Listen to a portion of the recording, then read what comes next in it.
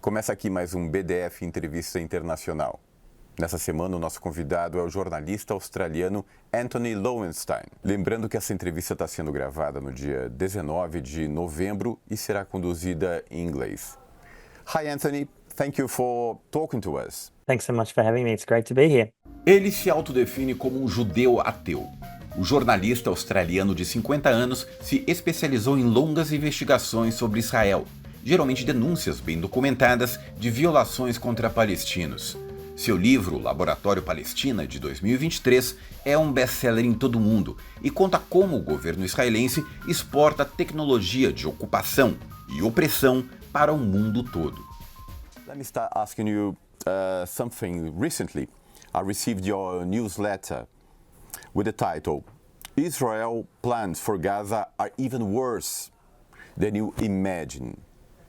Could you explain a little bit more for the people who are listening to us, what did you mean by that? After October 7 in 2023, what the narrative that we've often been told in much of the Western press, and I'm guessing maybe also in Brazil, is that Israel was going into Gaza to fight Hamas, to destroy Hamas, to maybe kill the Hamas leader, which they did recently. And that was pretty much the main goal. The reality, though, has been quite different. That what I was talking about there, I'm not the only one to be saying this. There's more and more evidence that the Netanyahu government is aiming to build settlements, at least in the northern part of Gaza. Now, there are no settlements yet. There are no outposts yet.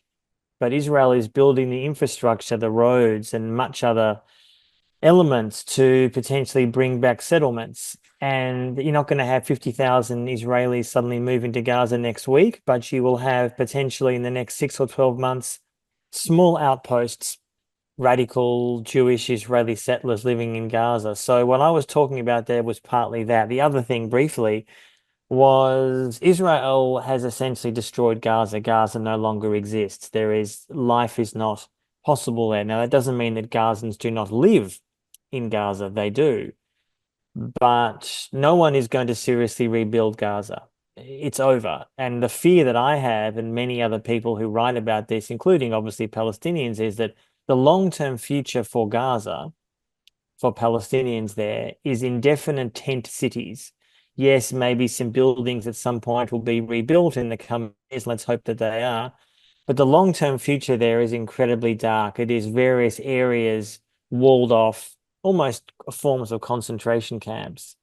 And there will be settlements almost certainly in some parts of that. And now that you have Donald Trump returning to the White House in January, he's appointing people within his own administration who support this, who support the idea of indefinite Israeli occupation. So the picture, sadly, is incredibly grim. You said about new settlements in Gaza, in the north of Gaza Strip. We're talking about a very small area with more than 2 million Palestinians. The maths, they don't add. What do you think is going to happen? Like massive deportation of Palestinians to give space for the settlers? Is something along these lines? Look, at the moment, Israel's long-term goal in Gaza and frankly much of Palestine has always been to have as few Palestinians as possible. This was beginning in 1948, Israel's birth. It continued in 1967, the Six-Day War. And October 7, as horrific as that event was, gave Israel, in their view, the so-called justification to continue this process. These processes don't happen overnight. They don't happen with one war. They happen over time. And what Israel has been doing in Gaza and increasingly in the West Bank, although the West Bank is not the same as Gaza, and we can talk about that if you like, but the plan, I think, in Gaza is to make life so unbearable, so difficult, so impossible, that the Palestinians who remain there are either forced to live essentially as slaves to, no doubt, a very repressive Arab regime that may be put in place, backed by various autocratic Arab states. And of course, Israel and the US is part of that. I don't think there's a suggestion that 2.3 million Palestinians will be kicked out of Gaza tomorrow. That would be the Israeli dream into, say, Egypt or Jordan. Now, when people often hear about this, they say, how is it conceivable that you will have essentially armed settlers in the middle of Gaza with huge amounts of Palestinians around? How will that work? Well, the short answer is God knows, but I would say that's what's happening in the West Bank. That's been happening for over half a century. You have far more Palestinians than Israeli Jews living in the West Bank. They essentially live in ghettos, armed ghettos, often on hills in the West Bank. They are protected by the Israeli state. They are protected by the IDF, the Israeli military. I mean, it's no doubt that you will have a very, very insecure position. If you're an Israeli radical settler who wants to live in Gaza, you are already a fundamentalist. You are already a believer that you have the right to live there despite the practical realities, the ideological opposition, or even the moral reasons, let alone the legal ones. They will live as armed settlers protected by Israeli military figures, and I suspect and fear backed by the US, within similar type outposts we see in Gaza. There's already talk, if one looks at the geography of Gaza, and many people who are watching this will have seen the images on social media, much of Gaza no longer exists. There are no buildings, there is no infrastructure, there is nothing much there anymore. Israel has destroyed it. So the possibility of clearing that land, which what Israel is already doing, to build settlements, outposts, whatever they choose to call them, as horrific and outrageous as that is, to me is actually quite conceivable, very conceivable. You have just finally, you have senior Israeli government ministers openly talking about it. It's not like it's my opinion. They're openly saying that within the next 6-12 months, and they're happy that Trump has won, this will happen. Now, I can't predict the future, nobody can, but I think it's very likely that some form of Israeli settlers will be living in Gaza within the next couple of years, and it'll be a nightmare. And who do you believe will command, who will govern this area? Will be the Fatah, the Palestinian Authority, or something else? Like there are talks of an Arab force that could patrol Gaza if the Saudis agree with normalization of relationships with Israel. But what's your opinion about that? I think it's likely to be whoever runs it, the Palestinian Authority, some form of Arab autocracy, various forces from other Arab states. It'll be a dictatorship. It'll be similar to what the West Bank is. The West Bank is a police state, essentially. There's no room or thought of democracy here. It is Palestinians who are living hand to mouth, who are reliant on outside help for food, for aid, for water, for shelter. So Israel is currently opposed to the Palestinian Authority running Gaza. That could change with outside pressure, I guess. But in some ways, it doesn't overly matter whether it's an Arab-led force or the Palestinian Authority. Either outcome is a dictatorship. Either outcome is essentially a dictatorship for Palestinians living there. And at the moment, at least, there's no way for Palestinians to leave. The border with Egypt is sealed. So the Palestinians who are remaining there are trapped indefinitely.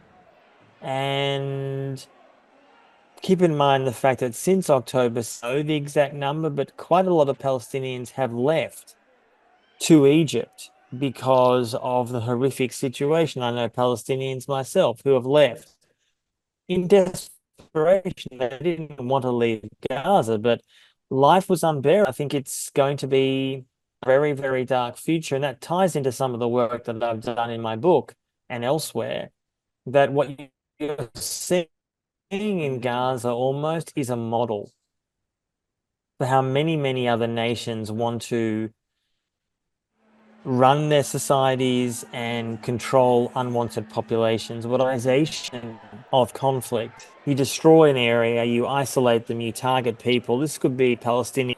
And Israel has given a model that many other countries want to follow, despite what they might say publicly. And what about the West Bank situation? We've seen an increase in violence over there from settlers towards the Palestinians, and the government is allowing this violence.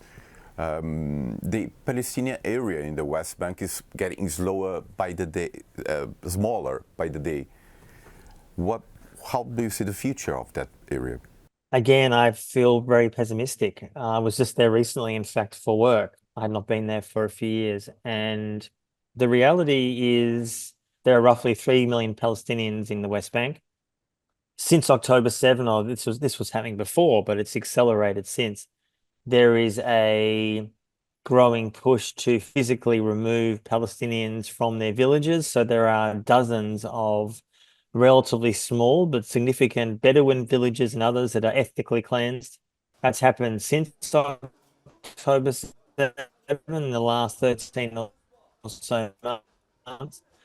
People leave either, when I say they leave by choice, they leave by soldiers. They have no choice but to leave. And then, of course, they're refugees in their own country. They have nowhere else to go. Look, the long-term plan of Israel in the West Bank is to have 1 to 2 million settlers, if not more. The plan is to have as few Palestinians as possible. So what do you do with them? Well, you potentially make their life so unbearable that they want to leave. They try to go to Egypt or Jordan or somewhere else. And the ones who, I mean, this, of course, is the plan that's been expressed by senior Israeli government ministers now, that Palestinians will be given a choice. You can stay here and live under Israeli rule forever, or if you choose to resist or fight, we will kill you or deport you. I mean, this is the future. Now, I'm not saying everything is inevitable. I'm not saying what I'm suggesting is always definitely going to happen. The future is not written. But what people I spoke to in the West Bank fear is that what happens to Gaza now is going to happen to the West Bank, that there'll be some event that is triggered. Now, at the end of my book, The Palestine Laboratory, I didn't predict October 7. I'm not saying I did. But at the end of that book, I talk about the fear that I had that there would be some major event, a war, an attack, that ended up being October 7, that would give, inverted commas, justification for Israel to commit another mass ethnic cleansing. And that's exactly what happened in Gaza. And that's increasingly what is happening in the West Bank. Massive increase in the killing of Palestinian civilians, including children, in the last 13 months, which has been going on, of course, for years, but it's hugely accelerated since October 7. So the West Bank, I think, will be increasingly isolated. And I fear with the US administration, the new one coming in January, for example, the new US ambassador to Israel, Mike Huckabee, has said he doesn't think Palestinians are even a real people. I mean, this is the level of racism and dehumanization we are dealing with. So again, without outside pressure from other countries, not the US, I'm talking about the EU, nations in the global south, to put pressure on Israel, sanctions, boycotts, this situation will not change. There needs to be some kind of action by other nations, including Brazil. We'll talk about your book a little bit later in this conversation. First, I'd like to ask you, when do you think, what's left for these wars, these current wars in Gaza, Lebanon, in Syria, by Israel, to end? Is there any, because the objectives, the goals were to destroy Hamas, to destroy Hezbollah, but do you think the Netanyahu's government is going to stop in the next months, in the following months, the campaigns, or there is something else that to achieve that is not being mentioned? Well, in Gaza, for example, the infrastructure that Israel has put in place since October 7 shows that they intend to have a long-term presence. Now, whether that's going to be settlements, I think there's a good chance there will be. But even if there's not, there is going to be a large Israeli military presence in Gaza for a long time. There will be what Israel will call ongoing counterterrorism activities in Gaza. That will continue for the foreseeable future. I think it is possible that the war in Lebanon will wind down. There is talk in the last while that Trump is saying to Israel he wants that war to be over, in inverted commas, before he takes office on January the 20th.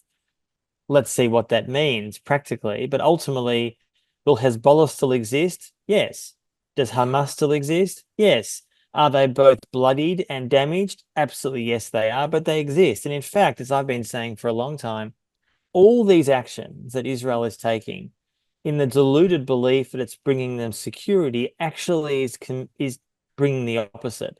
There's more insecurity and more instability by these actions.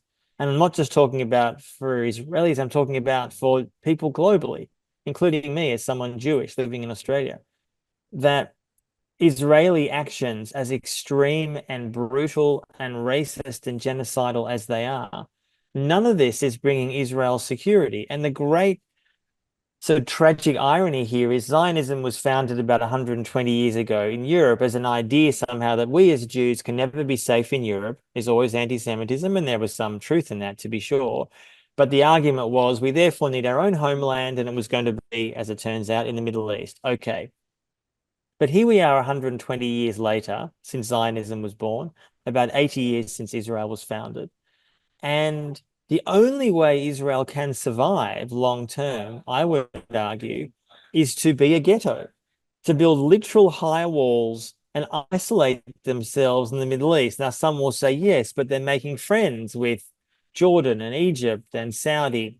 I would see that as incredibly superficial. Yes, there are deals. Maybe Trump will bring the Saudis and Israelis to the table to sign a deal.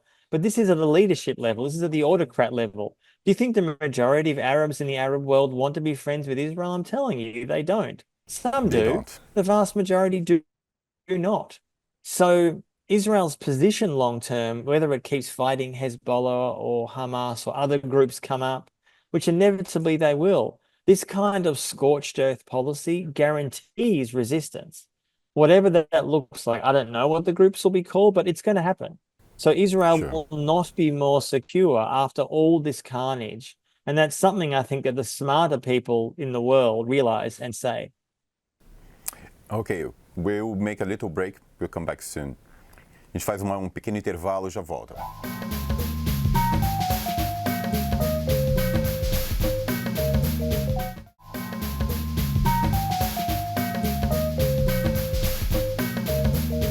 Estamos de volta com o BdF Entrevista Internacional com Antony Loewenstein. Anthony, you said that this whole plan of oppression from Israel didn't bring security, safety to Israel, but your book proves that it brought a lot of money, selling weapons and technical solutions for oppressive governments around the world. One thing that really shocked me was to see that Israel was contributed in the past for so many dictatorships, so many crimes committed by these dictatorships. From the dictatorships in South America that we, from Brazil, we know a lot about, Chile and the South African apartheid. Was it a choice? Was it a deliberate choice, or was it by chance? It doesn't really matter, but it's just to make some context. How did it happen? It was a deliberate choice. I mean, one of the reasons I wrote those introductory chapters in the book was really to show people that, for many people, at least those on the left, there's an understanding that since World War II, the US, Washington, has supported some of the worst regimes in the world, including in your part of the world and elsewhere, Africa, Middle East, etc. What was less known, in fact, in many places unknown, was that Israel was doing exactly the same thing. Now, of course, America is a much bigger country. Israel is much smaller. But Israel was often doing exactly the same thing, backing, as the book shows in great detail, huge amounts of dictatorships from pretty much from its birth, but it accelerated really in the 1960s, 1970s to where we are today, which continues. So why did Israel do that? Well, it did it for a few reasons. One, they wanted to be close to the US and they wanted to be America's wingman, essentially.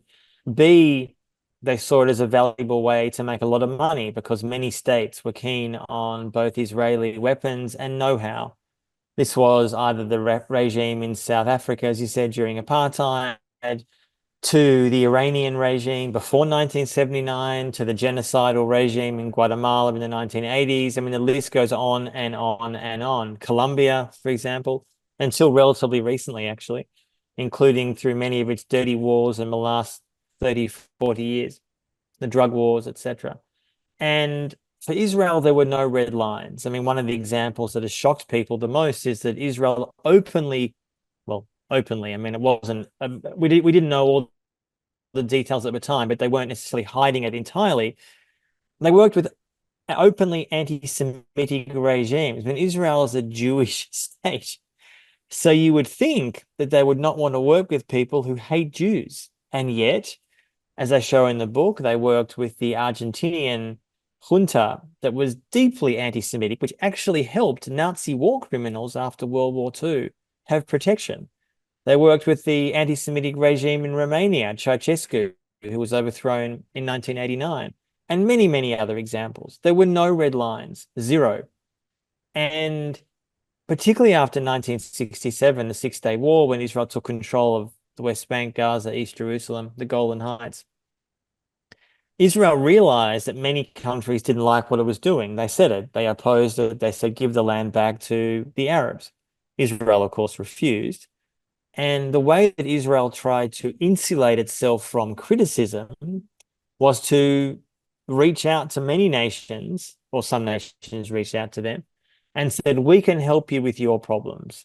You want to manage your minority groups, whether it is a indigenous community, Muslims, whoever it may be. We will sell you the technology. We will come and teach you how to use them. We will sell you the weapons. And Israel in that way, to this day, has used these forms of both weapons and also, I'd say, political coercion to do so. Now, I say in the book that we don't even know to this day exactly how many nations Israel has sold weapons to in the last half century. It's probably anywhere between 125 and 150, which obviously is the majority of nations on this planet, dictatorships, democracies. And I think that in some ways this has given Israel almost like an insurance policy, that there is a belief that if there is growing pressure on Israel to stop its occupation, to end its apartheid in Palestine, it's less likely to feel that economic pressure if they are selling weapons to so many countries. And so far, that's frankly worked. Even since October 7th, I'm just reading literally before this conversation, that Israel's leading defense companies, including Elbit and others, their profits are going through the roof. It's not just selling to the IDF, the Israeli military, who are using it in Gaza, but to many other countries that are seeing what Israel is doing in Gaza with admiration, not outrage, admiration. And they want to get the weapons and tools that Israel is using there to use for themselves. And just finally, the latest figures we have for the Israeli arms industry is 2023, so last year. 13.1 billion US dollars, the highest ever. There's a good chance, in my view, this year is going to be even more. We'll find that out next year in 2025. And that's because many countries are seeing what Israel is doing in Gaza. Despite what they might say publicly, they're outraged, they're disgusted, they're telling Israel to stop. Actually, they want many of the weapons and tools that Israel is using in Gaza and Lebanon and beyond for themselves. And that's including, for example, many European nations after Russia invaded Ukraine a few years ago, nearly 3 years ago now, that many European nations came to Israel almost begging to buy missile defense shields and tools like that. So Israel's made an absolute fortune from just that alone. One of the reasons why Israel is successful in selling weapons is because these weapons were tested in the Palestinians. As cruel as it is, it's true. Is it possible to say that this new massacres in Gaza, what sort of weapons are being developed right now in Gaza that could be sold in the future for the rest of the world? So one of the things that's been very clear, I've been doing quite a lot of research on this. I haven't been to Gaza because no journalist can get in since October 7. I've been there before, but not in the last year. But there are journalists, of course, who are in there, Palestinian journalists who have been killed in just unprecedented numbers, and others who are doing remarkable work and research on this. Israel has been using various new forms of warfare, such as killer drones, so-called quadcopters that have killed huge amounts of people. There's evidence that, although this has been used before, but Israel's been using white phosphorus, which is illegal to be used in urban areas. They are using artificial intelligence warfare. So this existed before October 7, but there's been a massive acceleration in Gaza of the mass targeting of Palestinians, including huge amounts of civilians. So in the first months of the war, when the death toll was just skyrocketing, I mean, it's still huge now, it's massive now, but in the first months it was going up and up by literally thousands per week. There was the use of artificial intelligence with the assistance of massive cloud services provided by Google and Amazon to store unbelievably huge amounts of data on Palestinians. So the rationale for killing huge amounts of Palestinians was not simply to go after Hamas. That was the lie. Mass destruction and mass killing was the point. Revenge was the point. And the deluded belief was that if you kill so many people, that maybe enough Palestinians resist against Hamas, which never frankly happened. There are some Palestinians, of course, who don't like Hamas in Gaza and elsewhere, undeniably true. But this idea somehow that they will rise up in support of Israel was always delusional. It never happened. Israel's also testing, with often American corporate support, various robot dogs. There has been biometric tools, facial recognition technology being tested. They're repurposing Google Photos as well to do various forms of surveillance in Gaza. Just a massive suite of both weapons and surveillance tech. And already Israel has been selling some of that, or trying to sell it, promote it, market it at various global arms fairs. I've seen this, whether it's in Europe or Asia or elsewhere, saying it's been battle tested in Gaza. I mean, often that's the words that they use. I mean, I say it in my book, but I mean, that's their language. And unless there are things like arms embargoes and actual accountability for companies that are doing this and the people who are selling it, this trade will only get worse. It's funny because the popularity of Netanyahu was really low because of the hostage situation. But then all of a sudden, after the Lebanon attacks, it increased. Netanyahu is becoming more popular within Israel. How do you see his future? Because he, a few months ago, he looked like a corpse that could be arrested internationally, could be kicked out internally. But right now he seems so strong. Is it possible to have a guess of what's going to happen? I mean, Netanyahu is just the great political survivor. I mean, you're right. After October 7, it looked like his future was short because that attack happened on his watch. I mean, October 7 was a complete military, diplomatic, political collapse. I mean, there's no other way to see that. There were roughly 1,100 Israelis killed, 250 taken back as hostages to Gaza, many of whom are still hostages. We don't know how many are still alive. I fear not very many anymore. And some are held by Hamas, some are held by Islamic Jihad, some are held by God knows who else, other militant groups. But in the last, as you say, 6 months, his popularity, not Netanyahu, has risen. If there was an election held today, there's a decent chance he would win with the coalition that he has, a far-right, fascist, racist coalition. Why has his popularity gone up? Well, a few reasons. One, there was great support for the killing of the Hamas leader, Yahya Sinwar. There was great support for the killing of Nasrallah, leader of Hezbollah, a few months ago. there was we have to understand, the Israeli media, with a few exceptions, is unbelievably propagandistic, madly pro-war, dehumanizes Palestinians on a scale that you cannot imagine. If you watch the Israeli press, which most people in the West do not do, you don't hear about Palestinians. You don't hear them, you don't see them, you don't care about them. Now, obviously, Israelis are not being blocked to access that information if they want, but they're mostly not. Of course, some are, and I have Israeli friends who are disgusted with what is going on. Of course, there are some Israelis who are doing remarkably brave work opposing this, but the vast majority, based on public opinion polls, not my opinion, are fundamentally supporting what Israel is doing in Lebanon, in Gaza, in the West Bank, and elsewhere. And I think one of the misunderstandings that happens in the West is that Israeli Jewish society itself has been so radicalized in the last decades that unbelievable amounts of racism and dehumanization is normal. It's mainstream. It's popular. And I've often said for years, and I still say it now, Netanyahu is not the key problem here. This is not a defense of him. I think he's an awful human being. He should be in The Hague. It's not a defense of him. But the problem in Israel is not Netanyahu. The problem is so much broader than him. All the likely alternatives politically are very similar. Benny Gantz, Lapid. The differences are on the edges. They support the wars in Gaza and Lebanon. There's no difference.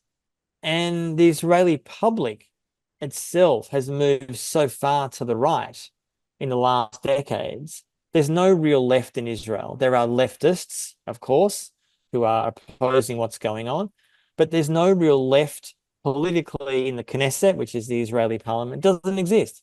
There are Arab politicians who for sure are, yes, and they're very brave for speaking out, and some of them are in the Knesset, yes, but they have no political power, zero. And just this week, for example, one of the main ones tried to speak and he was kicked off even trying to articulate what was going on in Gaza. So, Israel really, the support for Netanyahu is because although months ago people did not like him, his policies are popular. And now he's more popular because he's seen as somehow bringing Israel more security. What, of course, what many Israelis are deluded about and in denial about is that, in fact, what Netanyahu is doing is making Israel far less safe and Israelis far less safe in years to come. Does it bother the Israeli population that they are seen as pariahs, as this amount of the bad reputation that Israel gets all over the world? Does it bother the Israeli population, or they don't care about that? I think it does bother them, but Israel has faced no consequences for its actions for literally ever. So, yes, I don't think Israeli Jews like the fact that many people in the world hate them and what they stand for. I don't think they like that, but it allows the majority of Israelis to see themselves as the eternal victims. We are the eternal victims, regardless of what we are doing in Gaza. We are the victims. We're the biggest victims in history. We're always going to be victims. So it's this weird contradiction. On the one hand, we are victims, so they say. On the other hand, we are the most powerful military in the Middle East and one of the most powerful countries in the world. Well, you can't be both. Can you? Can you be the world's biggest victim, but also the world's most powerful, one of the world's most powerful countries, which is weird in a way. I mean, people often ask me in the last year, looking at how the US under Joe Biden has reacted to Israel, saying, sorry, who's the superpower here? Sorry, who's in charge? Is it the US with 340 million people, obviously a superpower, still the world's only superpower, or Israel, a country with 10 million people? Israel's a tiny country that has barely any population, and yet it so often seems that in fact Israel is the superpower and the US is following along like this obedient dog. I mean, that's often how it seems. So until there is actual accountability, trials,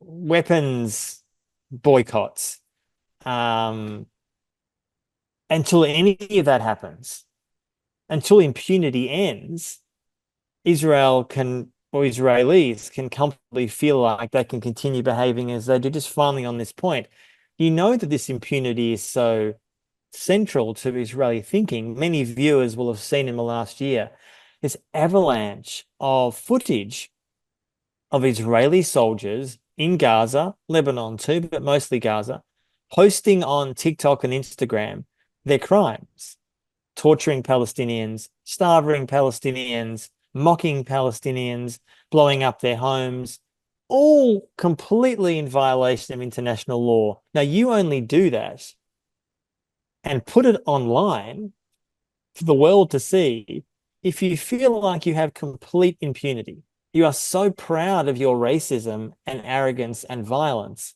that you think by putting it on TikTok or Instagram or whatever your platform is, that no one's going to care. Now, I think, or I hope, that some of that will be used in evidence in years to come for international trials for some of these soldiers and generals. Because there are a lot of people who are collecting all this online visual information and storing it as a potential archive to be used, as South Africa has used for its International Court of Justice case against Israel. Many other cases like that will happen in years to come. Mark my words. A gente faz pequeno intervalo e já volta.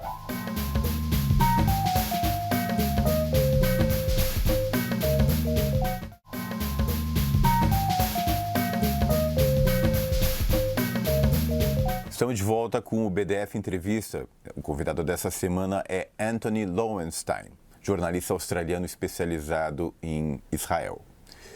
Anthony, you are a Jew that put as the focus of your career investigating Israel. Is it a contradiction that made you suffer some sort of backlash because your background?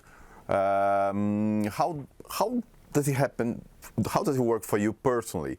Why did you start doing this, and how is it for you in social terms, in family terms? Well, it's sometimes been complicated. It's the short answer.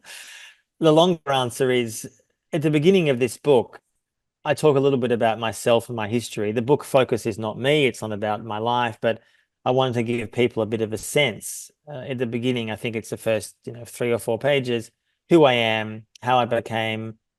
I mean, the short answer is I grew up in Australia as someone Jewish. It's pretty common in many Jewish communities and families to support Israel. I was told that Israel was a place that we should support, we being Jews. A lot of my family was killed in the Holocaust in Europe. The ones who got out escaped in 1939 to Australia and elsewhere, but the majority were killed, like so many Jews were. And when I was growing up, Israel was almost seen as the religion. It had replaced Judaism. Israelism was the religion, is the religion for many. But as I got older, I started being very uncomfortable with what I saw was the racism towards Arabs, Palestinians, Muslims in the Jewish community. In my family, I started speaking out. And I'd never been to Israel, Palestine until 2005. I was working on my first book called My Israel Question, which was a critical look at the Israel-Palestine conflict, the role of the Israel lobby. Came out in 2006, and it became a bestseller. It did very well, but the mainstream Jewish community then and now hates me with a passion. Now, at the time, 20 years ago, that wasn't that nice. You get lots of hate mail. I still get lots of hate mail. And I guess, in a way, a lot of my work over the last 20 years has not just been about this issue. I deliberately did not want to just write about Israel-Palestine. So a lot of my work has been about the war on drugs and disaster capitalism and immigration, other issues that I think are important. The world is not just Israel-Palestine. However, obviously, at the moment, I feel one of the biggest issues and important issues in the world is about Israel-Palestine, because Israel-Palestine is not just about Israel-Palestine. It's about US foreign policy, imperialism, colonialism, Jewish identity, Arab identity. And so now I am not religious. I call myself an atheist Jew, so I'm culturally Jewish, but I don't believe in God or anything like that. And I think it'd be fair to say the Jewish establishment still hates me with a passion. The feeling is mutual. Here we are. But I suppose I would just say finally that one thing that's been encouraging in the last 20 years since I started writing about this is there is a growing proportion, still a minority, but a growing proportion of young Jews especially, who are very, very critical of Israel and are speaking out. That is changing. In the US, in Europe, in Australia, in the UK, I presume also in Brazil. It's happening everywhere. And they're basically saying, not in my name. Israel claims to speak for all Jews in the world, but it sure as hell doesn't speak for me, and it doesn't speak for many other Jews either. But at the same time, it's funny how things change quickly in world politics. You mentioned in your book the meeting of Barack Obama with Netanyahu a few years ago, in which Obama said that there would be no place for a permanent occupation like Israel does in the West Bank or Gaza. And then Netanyahu replied that the future leaders would look more like him than look like Obama, be more right-wing, no human rights. Do you think that we are already seeing this with this emergence, this rise of the far right in Europe and all over the world? And I might add in your country, for that matter. Absolutely, yes. Yes. I know Bolsonaro lost the election, but as you'd know better than me, those forces haven't gone anywhere. They're still very much alive, as you would know better than me. Yes. Sure. I think in many ways, I think I say this in the book, that, I mean, I should preface it by saying I think Obama wasn't some great progressive either. I think Obama on many issues was a complete disaster, on Israel-Palestine, on various other questions. But I think in terms of Netanyahu's comment that the world will look more like him than Obama, I think he's right. I think he's absolutely right. I think we look at various parts of Europe that are increasingly moving to the right, France, Germany, Sweden, either right-wing or far-right governments are in power, or there's a good chance they will be in the coming years, or even if those parties are not, so-called centre or centre-left parties are adopting far-right policies. Just let's give you one example. The British government, the Labour Party, which at least nominally is supposed to be left-wing, although I would question that, are now talking about sending migrants to third countries to be so-called processed. I think ultimately, I look at what's happening in America with Trump. Obviously, Trump is the success of the far right. He won an election pretty successfully. I think what we are finding is that many parts of the left have failed leftists to successfully convince enough people in enough places that their worldview is the more humane, correct one. It's so much easier to create fear. Fear of migrants, fear of black people, fear of Muslims, fear of Palestinians, fear of whoever it may be, fear of gay people, whatever the fear might be, and weaponize that in the service of power. So I am, deeply concerned about it. And I think too many journalists, not all, but too many journalists are happy to play along with this game. Well, there's two equal sides. Who are we to say? There's the left and the right. You decide. Now, yes, I think journalists should give people a diversity of views, absolutely. But if one side is essentially calling for autocracy or even worse, that needs to be called out. Too many journalists, despite what they say, actually want to be close to power. And that's not the journalism I practice, but many journalists do. So yes, the short answer is Netanyahu, I fear, is sadly, at the moment at least, pretty right. Do you believe the Israelis are right to fear Iran, Iran's backlash, Iran's response for the attacks? Or do you believe that Israel has the power of blockage, of defend itself against any attacks from Iran? Well, I think at the moment, what we've seen in the last year is that generally speaking, and this is no defense of Iran or its regime there, which is very repressive, is that Iran has generally held back in their response. Yes, they've attacked Israel. Yes. And they obviously have proxies, Hezbollah particularly. Hamas is not really an Iranian proxy. Iran does support them, but it's a bit more complicated than simply Hamas operates what Tehran wants. It's much more nuanced than that. I think in some ways Iran is facing a very, very difficult future. I say Iran, the Iranian regime. They are economically weak. They are facing even more sanctions, I think, under Trump. There's been sanctions during Biden, but those sanctions will increase.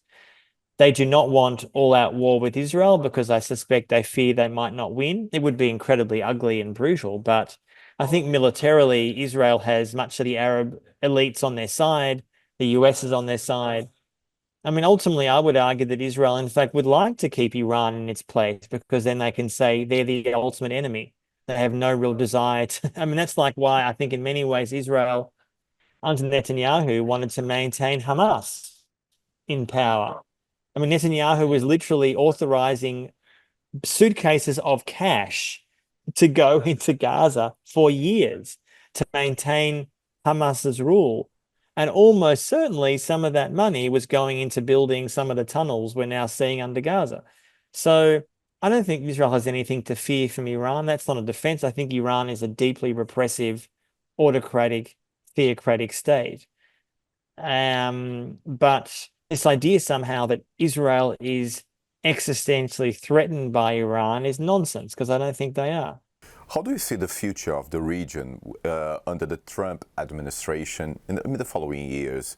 The situation with Syria and with Lebanon? And the Saudis as well. Yeah, I feel like people will watch this video and think, God, everything is all very grim, but sadly, it's grim. I think there will be a push by Trump and his people to make a deal with the US, Israel, and Saudi to so-called normalize relations, whatever that looks like. I mean, practically speaking, the Saudis keep saying that, well, we need at least some roadmap towards Palestinian self-determination. Well, they're not going to get that, not with Netanyahu in charge. So they either accept some vague promise of something maybe down the track. Look, the Saudis don't care about the Palestinians. They never have. Most of the Arab elites have never cared about the Palestinians. They never have. Because let's be clear, since October 7, not one Arab state has cut ties with Israel. Not one. And they won't. Yes, they talk about it. They're outraged. They're upset. They're angry. They're disgusted. Okay, that's lovely. But what are they doing about it? Not much. So what will the Middle East look like under Trump? Trump loves autocrats. So I think it's conceivable that there'll be some kind of greater alliance formed against Iran. Although, interestingly enough, Iran and Saudi in the last years have increasingly become closer, despite the attempts by Israel and the US.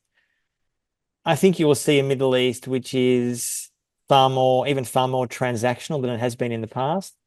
I think you will see a strengthening, if that's even possible, of Israel. I think you will see almost certainly a green light for Israel to formally annex the West Bank. I think you will potentially see, some in Israel's greater dream, of course, is that their borders expand far beyond Israel and Palestine, southern Lebanon, parts of Syria. Now, that might sound insane to you and me, but that is the vision. I mean, just in the last month, there's a group in Israel of the far right talking about building settlements in southern Lebanon. Now, is that going to happen next week? No. But there is a movement of so-called Greater Israel. It's existed for decades. It is strengthening now. And anyone who says that sounds impossible, I would say that to the settlers in 1967, who were seen back then as radical and crazy and mad, who were in the West Bank building settlements. Here we are more than 50 years later. Who do you think won that argument? They did. The occupation's permanent. It's not reversing, it's done. So I think again, the only thing that'll stop this likely future is economic pain for Israel. It's the only way. Economic pain, economic sanctions is the only way that this will change. So my prognosis for the Middle East is pretty grim. Do you see it happening? The with this boycott campaigns, do you believe that these campaigns are inflicting any reasonable pain in Israel or not? They're just ineffective. Look, so far in the last 10 or so years, there has been some examples of that happening. It has not been nearly strong enough.